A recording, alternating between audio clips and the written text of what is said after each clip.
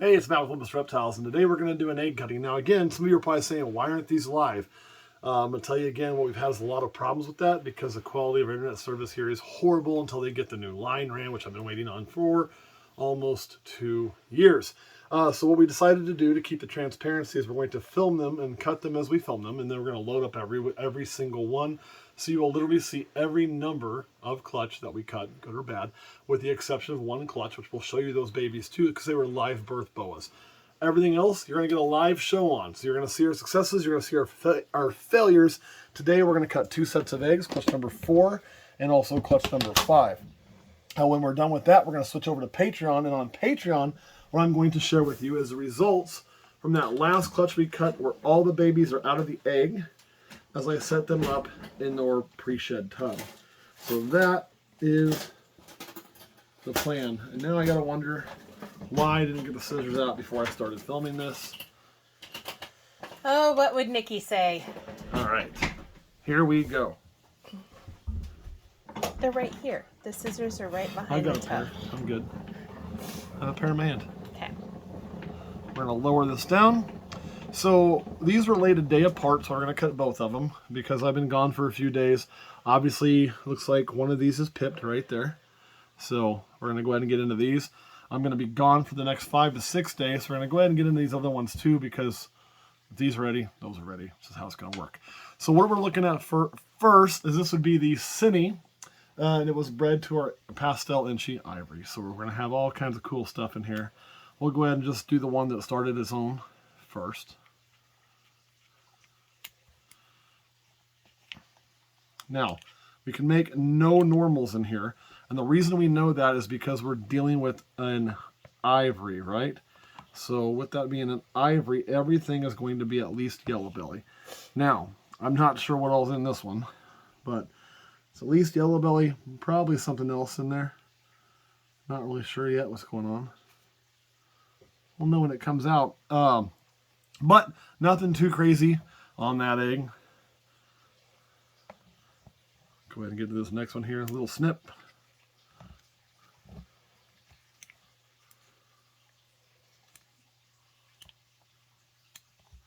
And there you can see again, probably some yellow belly in that. Well, definitely yellow belly in that. We'll know more when it comes out. Really nice color. Leads me to believe it's not just straight yellow belly. So, and again, we're dealing with, everything will be yellow belly. We could also have cinnamon. We could also have pastel in there. And we could also have inchy in there. So those are the possible genes. And I'll be blunt, this will probably be a clutch. I'll have to wait till they're all the way out to really know what I'm working with. Mainly what I want to see here is live babies, right? It's mainly what we're looking for. A little bit of blood, don't worry about that. It's from the egg, not the snake. Also looking pretty cool. There we go. Now that one is a pretty neat looking animal. And if this comes out weird, I'll be honest, I'll have to do some checking. If it doesn't come out right, then what we'll have to do is see what was bred to last year, which this is not an animal I owned last year. But I can find out from who did what it was paired to, because that looks a little bit odd. So we could be dealing with a situation of like retained sperm.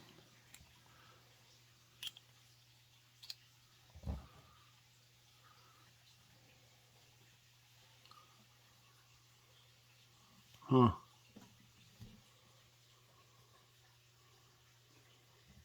What's Just not what I'm expecting to see. So there may be a little bit of research needing to be done on this clutch, because again, this is the first year I've owned this female, but it is not the first year that she's been bred.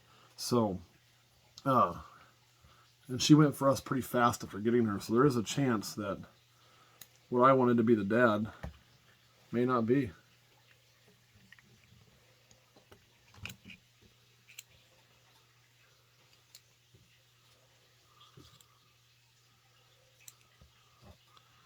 That looks really light there.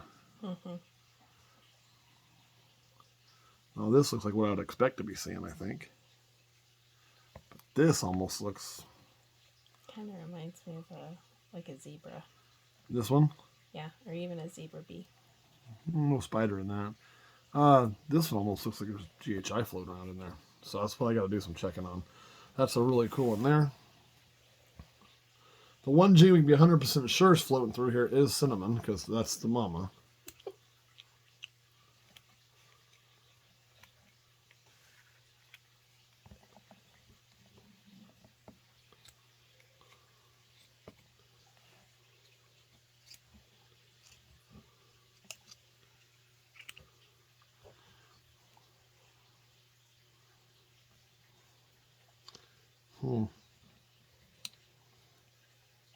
That's a cool looking snake too. So when those are out, we'll have to do a little bit of research, figure out what we got going on. But let's go on to clutch number 5. Now this one should be a little easier to see what we have. So again, this will be a clutch with no normals as well.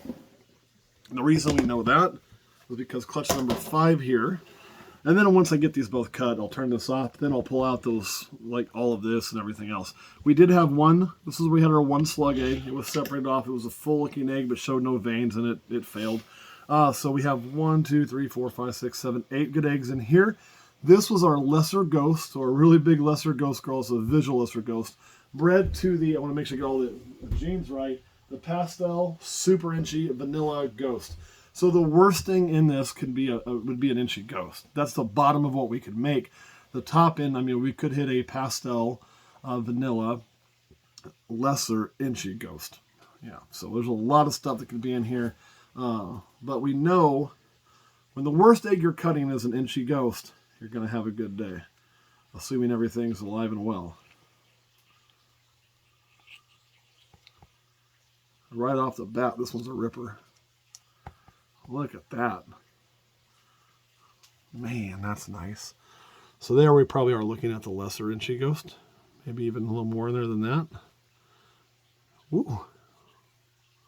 That head screams maybe some pastel in there too. That's a nice snake. That's a really nice snake, y'all. I will say this. The shells on these eggs are very, very thick. So I'm glad we're going to cut these just in case they could not have gotten through. They don't feel as thin as I normally like a shell at this point in the Does that ever happen? When they're not able to pip through? Oh, yeah. Well, they probably could. It's pretty rare, but... So there, I'll see it's not nearly as light. So here we may have just the inchy ghost. We'll need to see when it's out. But very reactive. It's a very full egg. It's really nice.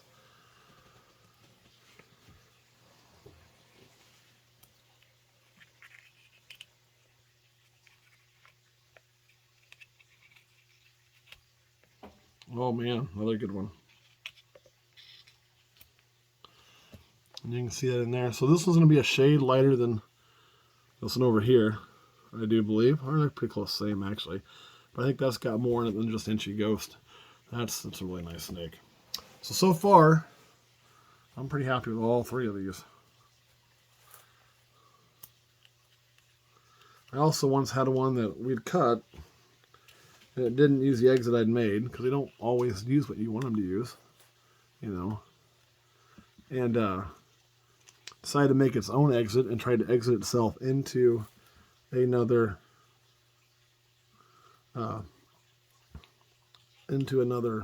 egg and drowned itself because it couldn't cut through both.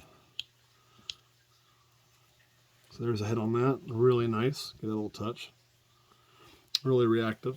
So, and again, when we get all these out, we'll be able to identify most of what we're dealing with. The one thing that I'm probably going to struggle a little bit with is probably some of the vanilla stuff just because I don't really work with it. You're saying, but it's in there. If you don't work with it, why do you have it? It just happened to be in there. This one's another really, really good ripper right there. Damn, look at that thing. I dig that.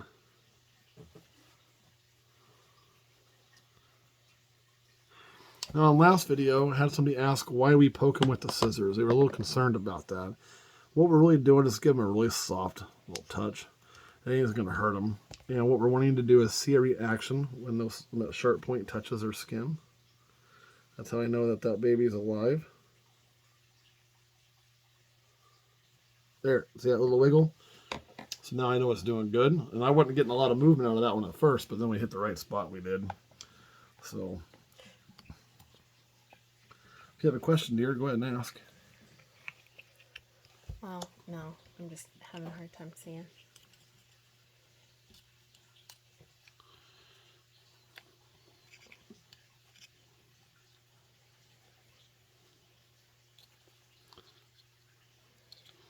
I don't need to poke that one because it's all moving.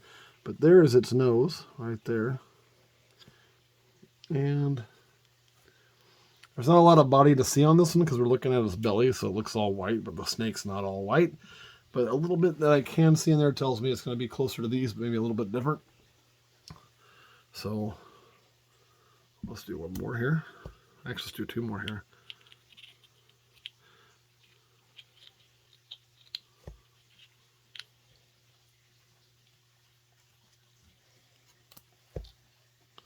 Try to get the hand out the light for you. So again, another really nice light baby. That's probably a little lesser inchy.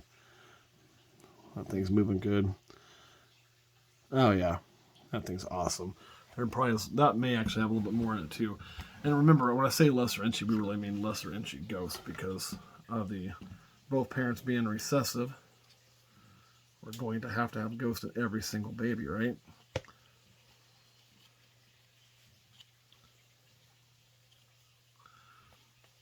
And here again, see a little bit of color right there. Give this one a quick touch. There's some movement. So, what do we really get out of all this, y'all? Well, truth be told, and part of it is I'm extremely tired. I've been doing a whole bunch of traveling. I literally just got out of the car after 5 hours and 4 days sleeping outside. 3 days sleeping outside. Something like that. So my brain is a little bit mushy right now, so bear with me. These guys don't run on my schedule, so even though my brain feels a little bit mushy, we still got to do the work when it's time to do the work. It's just kind of how it goes. So what I know we have is 8 plus 6. That's 14. That's 14 more babies that are appear healthy, have hatched alive, which is what we're after here. I mean, that's what we really want. Slide these off onto my hand all together. Oh. Are you wanting this moved? Oh yeah, we'll get in a second. So that one is done, ready to go back in the cooker. I'm gonna get this next one ready. Now, why do you remove the grate? Why did you take the eggs out? If you had any questions, you just jump in. Yeah. So the reason we remove the grate and all of anything we put in there is a foreign body, which, by the way, I ran out of Q-tips finally, so we are going to switch to straws. They're just going to hold up a little bit better. So then, We have Q-tips at our house. Yeah, but I'd rather have straws, so I waited till I ran out of what I bought and switched to straws. Okay. The reason for that is just so the Q-tips sometimes get a little soft, and they don't always hold the way I want them to hold, and I actually had a snake eat one of these one time, and that wasn't cool. So, you got to watch that. And then the reason we move the grate is because these snakes are going to crawl out, similar to what we're going to show off in this tub here on Patreon. They're going to be all over in there in a mess of snakes and eggs and shells and all kinds of other goodies. And I don't want one to get his head underneath here and somehow get it caught. I've never had that happen, but there's also a lot of sharp edges on these, on the corners. I've had them try to squeeze underneath there. I just kind of started feeling like any foreign object in here could be detrimental. So I'm going to take all of that out. We're going to put them in here until they shed. These are going to come out separately, see. It's always different. And then once they, not until they shed, until they're out of the egg, like these, and then we'll set them up in a tub with paper towel and a water dish for them to shed. And after that, then they're done. So kind of neat how that all works. And these will get washed and ready for the next set. So, any other questions? Nope. All right, without any other questions, I'm going to go ahead and hop off of here because I am extremely worn out. But thank you guys. But that's not the point. Before I go, I want to make really fast. If you get into this on a level of a hobby or even whatever you get into animals on, these little babies, they don't care that I'm worn out. If I'm going to come here and I'm going to do this YouTube stuff, I'm going to do the Patreon, I'm going to do all of that, and I choose to go do something else for a few days, and I come home and work needs done, and it's time to set up babies, I just can't wait. I just got to get done. I have to be back on the road by 6 in the morning. Now, that's my own personal choice, too. I got people coming to take care of it, but it's not right for me to say, well, they'll be up here in a few days. I'm going to blow it off on them. No. Negative. This is my job, so, it has to get done. Plus, it's right for these babies, because what if I'd have just let it be and then it crawled out and I'd had one get stuck in there or do something? Then that would have been on me, because I would have known they had pipped and done nothing about it. So my point that I'm making to you, if you choose this path in life, it offers a lot of freedom, but it will also offer a ton of responsibility. If you want to be successful, you have to be responsible and accountable to your animals. People, you got to be accountable to your customers, obviously. You got to make everything like that right. But the general public, you don't have to be accountable to them. Screw them. But you do have to be accountable to your animals, because you're choosing to bring them here. You're choosing to breed them. You're choosing to produce them. You owe it to them to do the work. All right. Do you have anything else? Nope. All right, guys. Thanks for watching. We're going to switch over to Patreon and show you this really cool clutch so you can see how the mahogany black pastel stuff is turning out.